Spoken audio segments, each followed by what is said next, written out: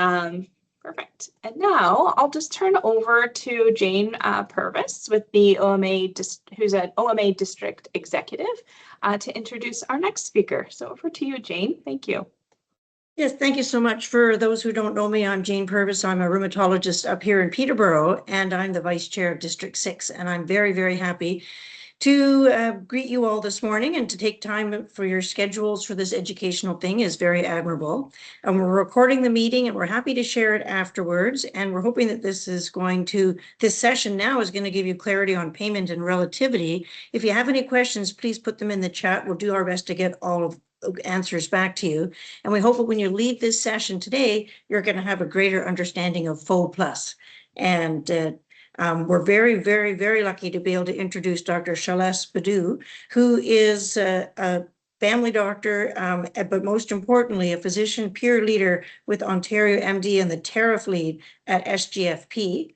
And we are going to hear him speak today on all about FHO+, how we can understand this as a group, and also get your questions answered. So with that, I'm going to hand it over to Dr. Budhoo.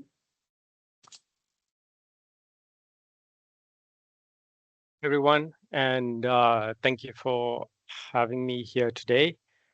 We've done a few of these FHO+ presentations, and we've gotten great sort of success with it in attendance. I know we only have an hour, so I'm going to go through a few slides to get things started, but I do want the session to be for those that have sort of questions and are really unsure about any aspect of FHO+. So as Jane mentioned, I am on the SGFP as well as the PCN board, and I do receive honoraria. In terms of disclosures, I do have a FHO+ hourly calculator on the App Store and Google Play Store that is used to calculate and document your 4 hours. A disclaimer, no part of this presentation may be reproduced, stored in a retrieval system, or transmitted in any form by any means, electronic, mechanical, photocopying, recording, or otherwise, without prior written permission from the Ontario Medical Association. I will mention that the previous FHO+ webinars, which have a lot of detail and questions and cover all the slides in much more detail, is on the OMA Learns website. Every effort has been made to ensure that the contents of this presentation are accurate. The Ontario Medical Association assumes no responsibility for any discrepancies or differences of interpretation of the applicable regulations with that of the Ministry of Health and the College of Physicians and Surgeons. Members are advised that the ultimate authority in matters of interpretation and payment of insured services, as well as determination of what constitutes an uninsured service, are in the purview of the government. Members are advised to request updated billing information and interpretations in writing by contacting their regional OHIP office. So as is, I'm going to go over what is FHO+, some of the new billing codes, and understanding it a little bit better for your practice. The patient attachment bonuses, this is retroactive to July 1st, 2025. But as we are well aware that these codes have still not yet been implemented in the OHIP billing system. The SGFP and the OMA are still working tirelessly with the ministry to try and get these into the system as soon as possible. We know it's approaching a year for this. And an unattached patient is a patient that has not had a previous family doctor, or does not have a current family doctor, has moved residence, their family physician has retired or moved away. And it's important that when you sign these patients up, you bill a Q200 on the first day of visit that you have with them, and you get the new patient declaration form signed. Both of these forms are on the FHO+ site, web page on the oma.org site. And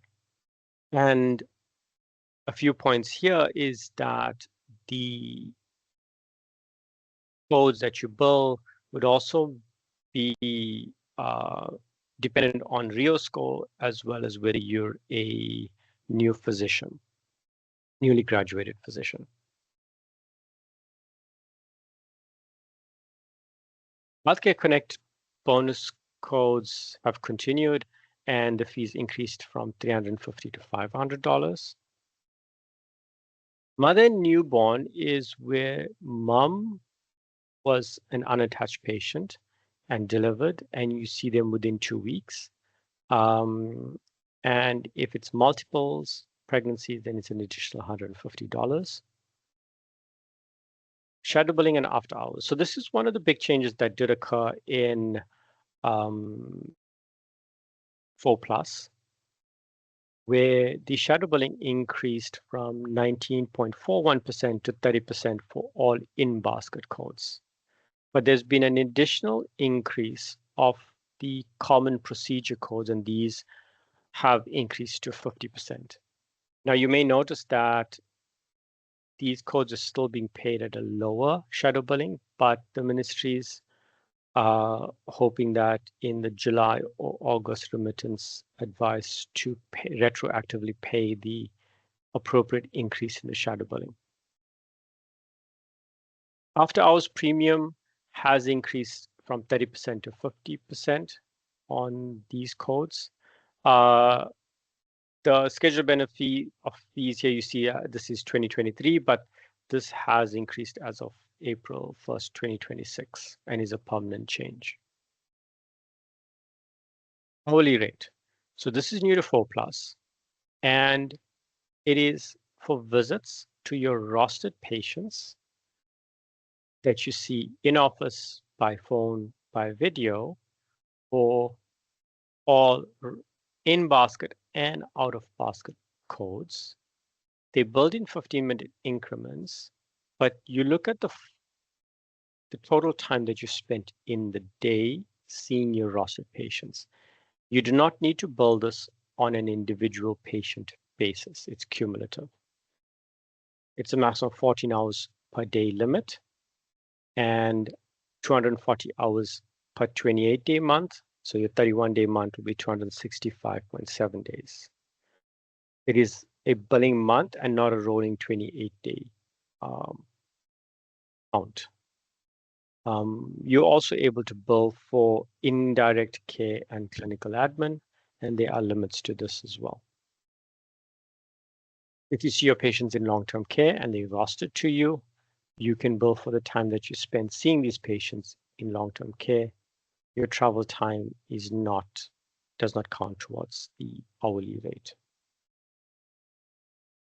So an example here where, how the fees work is your direct care, where you're seeing patients in person or doing video, either from office or home, or your phone while you're still in the office, is at $80 an hour. If you're exclusively doing phone calls from home, it's at $68 an hour. And this aligns with the virtual care guidelines that have been set out in the physician services agreement. Indirect care is $80 per hour, and clinical administration is also $80 an hour. Combined indirect care and clinical admin can be no more than 25% of total bills. So easy way of remembering this is, if you did 3 hours of direct care, you can bill 1 hour of indirect care. Clinical administration is no more than 5%. Your indirect care refers to work that is not specific to a patient, but you're signing off labs, you're looking at incoming referrals, you're doing paperwork.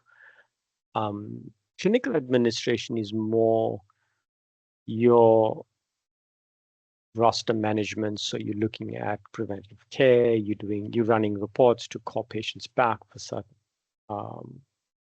patient care and quality improvement. And your direct patient care as well, as I said, is video, phone, and in-person visits in office. If you are teaching, the time spent with your student or resident is direct care. If you are at the end of the day sitting down with your resident or student and talking about all the patients for the day, that would fall under indirect care, and also the limit there would be 25% of total time billed.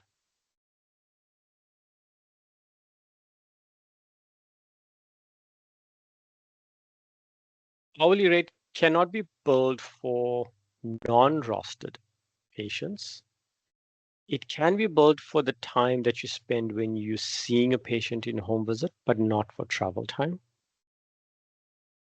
When you have a locum, the locum can also bill for the hourly rate, and they would have their own maximums, which is 14 hours per day and 240 hours per 28 days. And that does not impact your hourly limits. So you could work for 2 weeks and use up all of that time, and it's not going to affect you or your locum when, say, the locum's working for you for the remaining 2 weeks of the month. Few things that the hourly rate doesn't include is, as it says, non-clinical administrative time. So running your practice, HR, working in settings that is not family practice, so the hospital, OB, ER, care delivered by other team members, and uninsured services, and care to non-rostered patients. So here's a quick example of billing your hourly rate. And if you worked a 60-hour week, 15 hours of indirect and clinical admin time, so 60 hours of worked, you'd be able to bill 15 hours of indirect and clinical administration. Or if you did some clinical administration, it's a maximum of 3 hours. I'm going to skip through some of these slides, and I'm happy to go through it in more detail, but I do want to take time for questions as well. Documentation, you don't need to document it on each patient, and you do not need start and end times. But for indirect care and clinical administration, you do need to document what work you did during that time. The 4+ web page does have some examples and information on how and what you can document that. As I mentioned on clinical teaching, direct patient care and indirect care, and the differences between the two.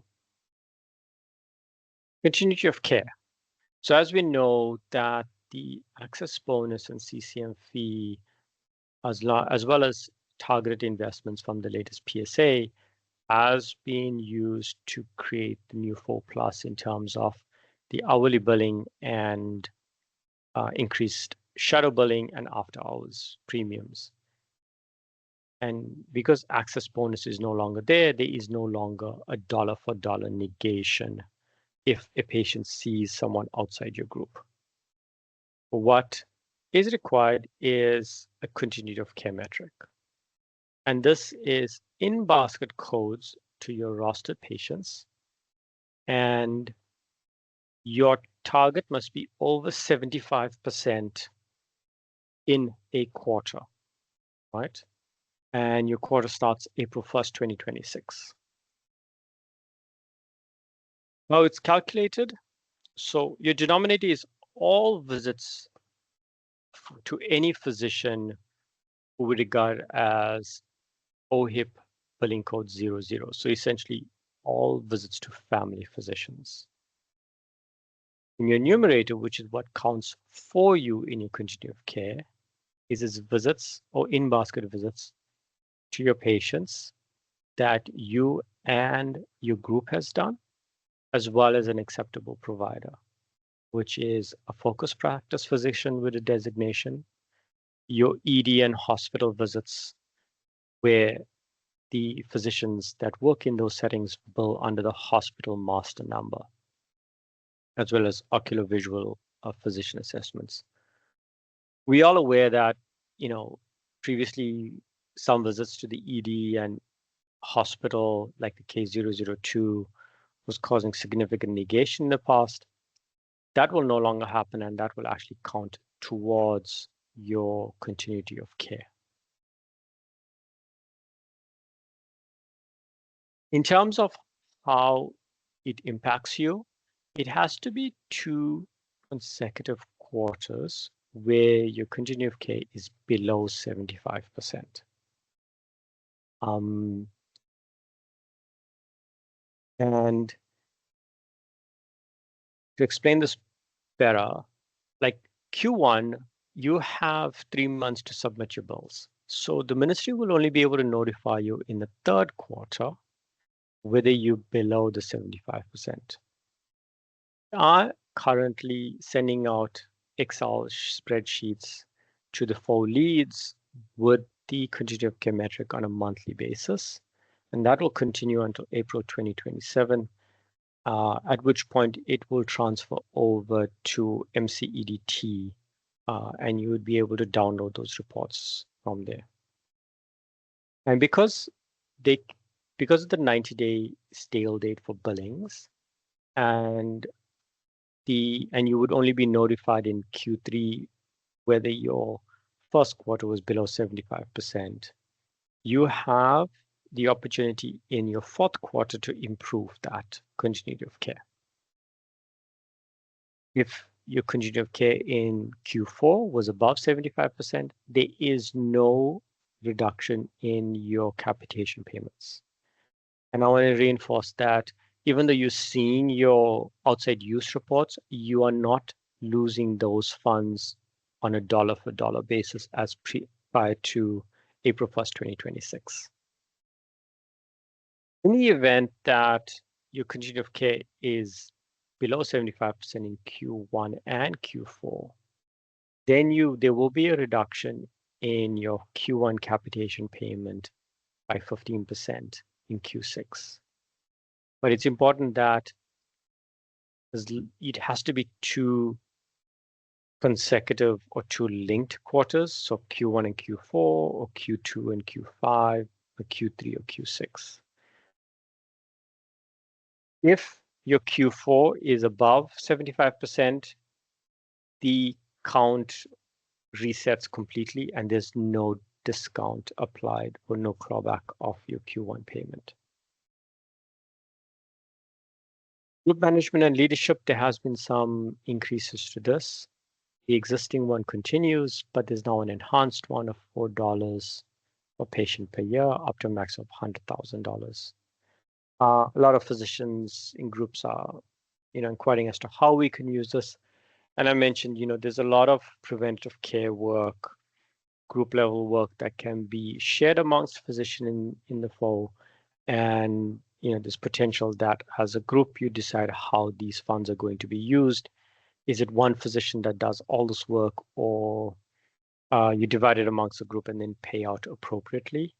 And that is on an individual basis. Your office practice administration is unchanged, and you'll continue to receive this through your FHO account. The fee-for-service limit, this will remain at a group level. It will not change to an individual level, and there are no plans to change it to an individual level. If there was consideration at the bilateral negotiations table to take it to an individual level, they will have to take it back to the negotiations table. In patients, so if you see your own rostered patients in hospital and you billed in basket service previously, you only got paid the shadow billing, but that is now going to be paid at 100%. If you're looking to create a new FHO, it's still minimum of 6 physicians to create a FHO, but you only need a minimum of 2 physicians per location, and the distance between clinics from the FHO lead is now being adapted based on RIO score. And if there's any concerns or disputes regarding creating this FHO, there is now a formal dispute mechanism. Just an example of how you could potentially see an increase in income through 4+. Preventive care bonuses remain unchanged for flu shots and childhood immunizations. We no longer receive the preventive care bonus for pap smears, mammograms, and colorectal screening. But as of April 1st, 2026, the Q152 for a completed FIT test, which pays at $5, can be billed by 4 physicians. So that's an important change that's occurred. You can still bill the Q150 when you're sending FIT test requests, but once they come in as complete, whether it be normal or abnormal, you can bill a Q152. Just a little note that if your roster size is smaller than 1,000, the preventive care bonus is prorated. The other bonus codes will continue in full, and you continue to receive them.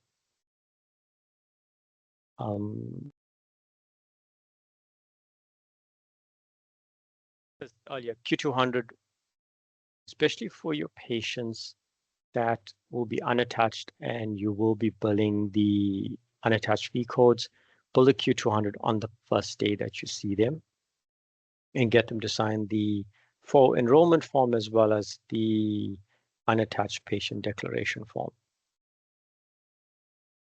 Serious mental health is still available. And I want to make mention of this Q023. It's an unattached patient from hospital. This is a patient that did not have a family physician and had a recent admission to hospital within the past 3 months for an acute illness. Once again, you bill the Q200 and Q023, and you need to have your PEM form and your unattached patient form signed. Colorectal screening. So these are patients that did not have a family doctor, but there's still a mechanism for them to get FIT testing done. And when it's found that they have an abnormal FIT test and they are referred to you, you can bill these codes. E-rostering, the one that's common for us is Q402. If a patient's deceased, they automatically fall off your roster as well as when they've left the province. The acuity bands. These are the capitation rates that would be paid based on the acuity modifier. And this is when the preventative care was repurposed into the acuity modifier.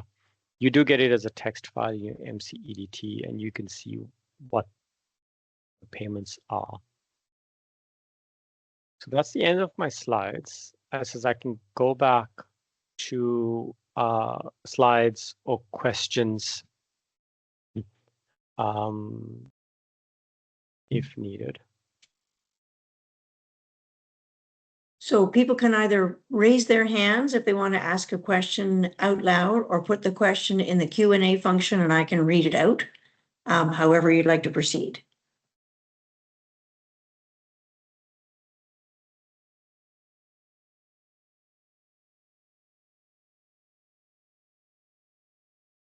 And while people are thinking of questions that they want to ask, I have a question for you. What is the number one question that people are asking you these days? Because this is the second time I've heard your presentation.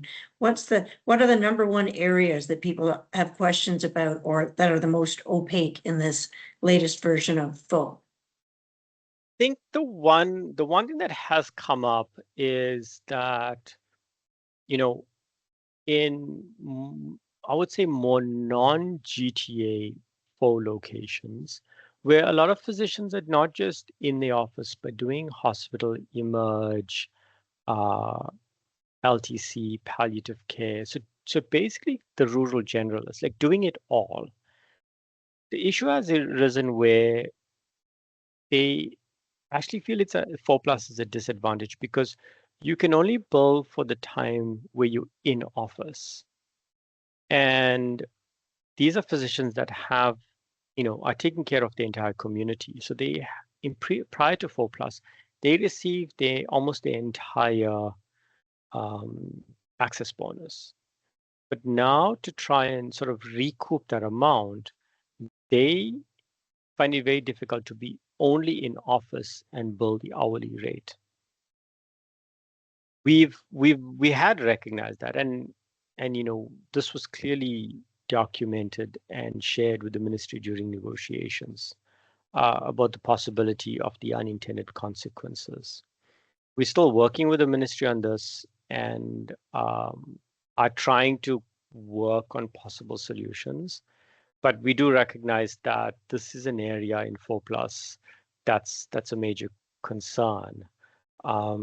Like, similar to other changes that have occurred in 4 in the past, there's always been some unintended consequences, and we've tried to work around it. And that's the one big thing.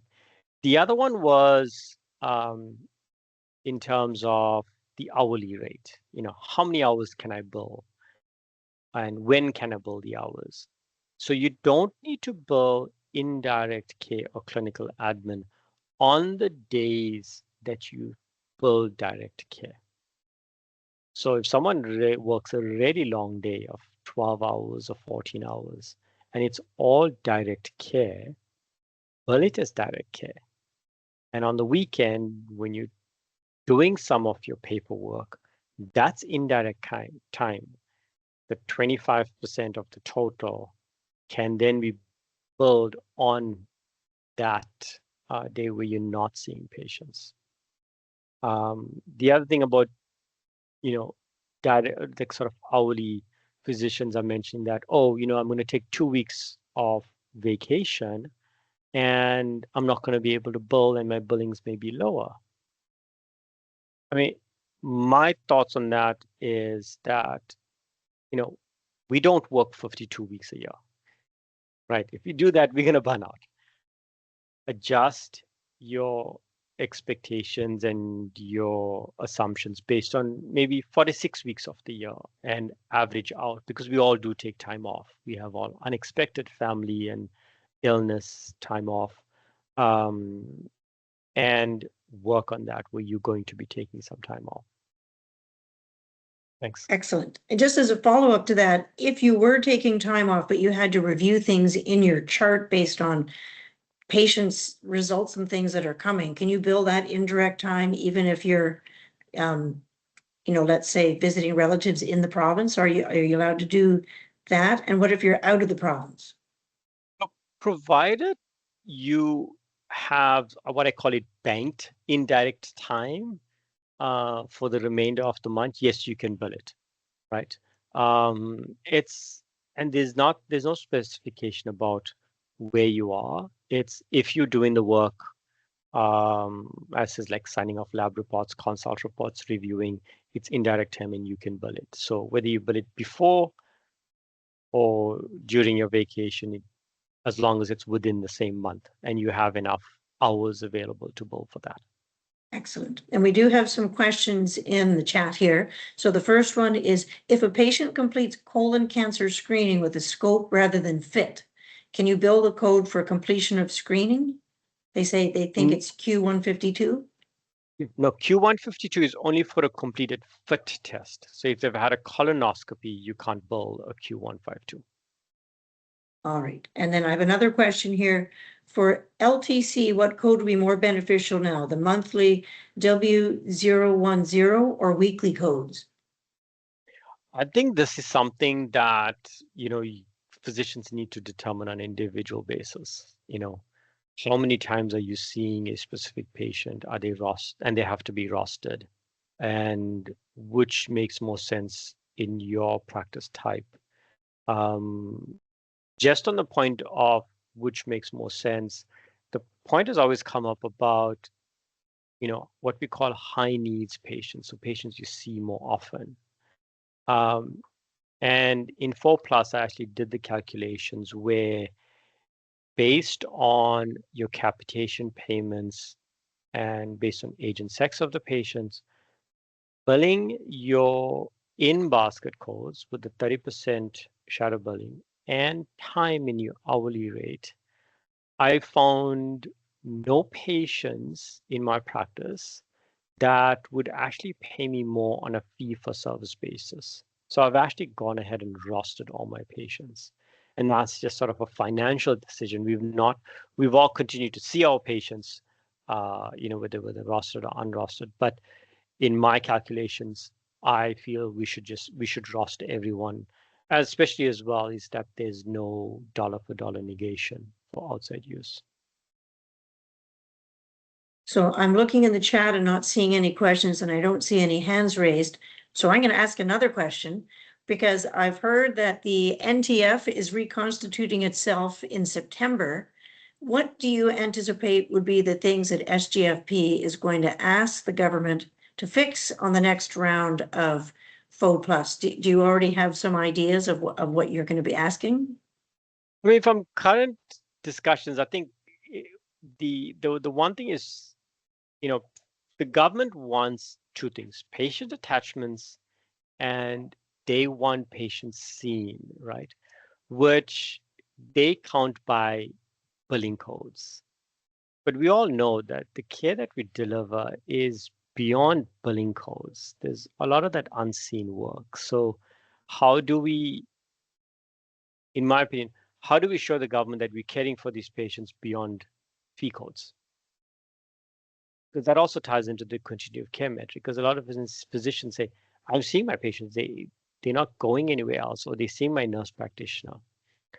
But we can't bill for those delegated duties. So according to the government, they're not being seen, or my patients are not being cared for. So how do we adapt for that? And I think my one personal pet peeve is the government wants patient attachment, and they have PCAT. But as a physician, I see $0. I got to do all the work. I got to attach them. They're mine forever. But I'm not getting any direct compensation for my time and effort in doing that. It's going to the teams, and we don't see that. The majority of us don't see that, right? Only about 10 or 15% of physicians across the province are directly attached to teams. So those are some of the things, and I'm sure a lot of physicians, would see that as well. Yeah, it sounds like interesting times ahead for the negotiations task force, because I agree the government is all about attachment and access, but they choose to measure it in ways that miss a lot of the access. And it's, if they keep counting it the same way, they're never going to be feeling like the job is being done, because they're not seeing, the delegated access that's already happening. So I'm not seeing any other questions in the chat, and I'm going to take a look in the Q&A, and I'm not seeing anything there, and I don't see any raised hands. So I'm going to hand it back to the moderator to see if you have any questions that you've got on your side, but otherwise, perhaps we're going to be able to give everybody a few minutes back for a bio break. Yeah, thank you so much. And thanks so much, Dr. Budhoo. I think the only question I have, so I do have, I wear the hat of the director for the Central East Regional Cancer Program. And, when we saw the preventative care bonus for cancer screening go away in 2025 there, we did see a dip in participation rates in cancer screening, all three cancer screening programs. Where we measure participation. And just wondering, have you found the magic formula to, bill appropriately to try and recoup some of those primary care bonus dollars, preventative care bonus dollars? Like you mentioned, the FIT, you can bill for completed FIT. Does the admin fee or the billable hours, do those things add up, and would it kind of recompensate that preventative care bonus, or is that just funds that are lost and missing now in primary care? I think when you take it all together, sort of the hourly rate, the increase in value of the fee codes as well as shadow billing, you can potentially recoup those.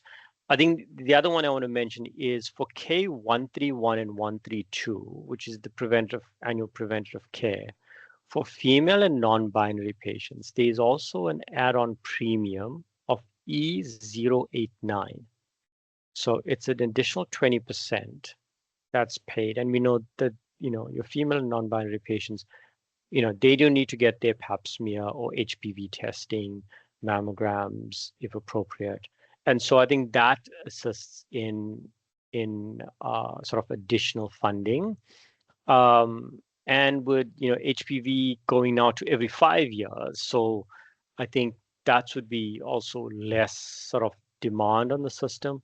Hopefully they will come out with the self-testing. I know it was in sort of preliminary, so I think that would be also helpful. Yeah, I mean, we know that it's a tough one, right? The piece on, if a physician doesn't see a fee code for that, they'll tend to do less. It is a tough one, but there are these sort of additional incentives that could hopefully help. Well, maybe on behalf of District 6, we'd like to very much thank our excellent speaker tonight with the wisdom of FHO+ now and hopefully in the future. I hope everyone in the audience has learned something, and I'm sure if reaching out, you will be able to get more information if you're looking for it, either directly to Dr. Budhoo or also to info@oma.org, where you can get your questions sent to the right person to make sure that you get clear answers on FHO+, which is still very much being understood. Thank you. That's great. And just huge thank you from our team at the Department of Family Community Medicine. We really appreciate you coming out. I know this was a hot topic that many were interested in. So thank you again. Really appreciate your time. Thank you. Bye. Great.